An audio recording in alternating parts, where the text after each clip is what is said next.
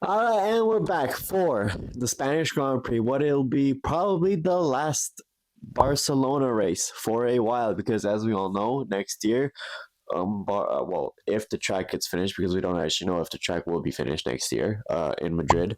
Who knows what that'll happen, right?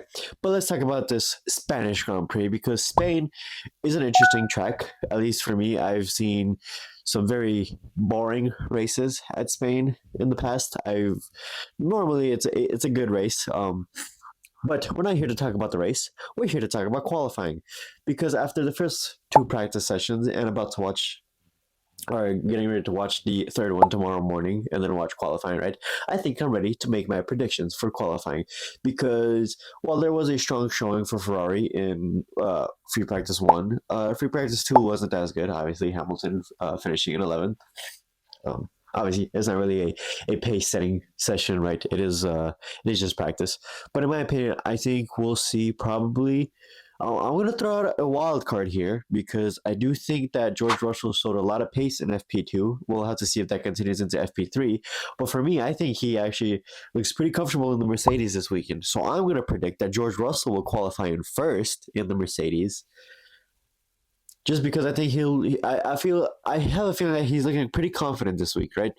As for second and third place, rounding out the podium, I do think Verstappen will be up there.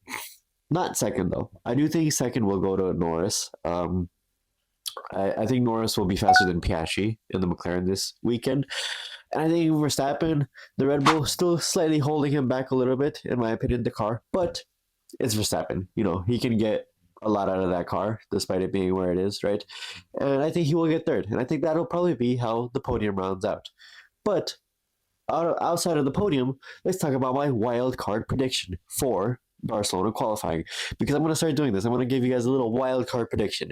And this week's wild card prediction is that we are going to see both Racing Bulls qualify in the top 10, both Hadjar and Liam Lawson. I do think that Liam Lawson has gotten a lot more comfortable in F1 ever since his switch to Racing Bulls, right?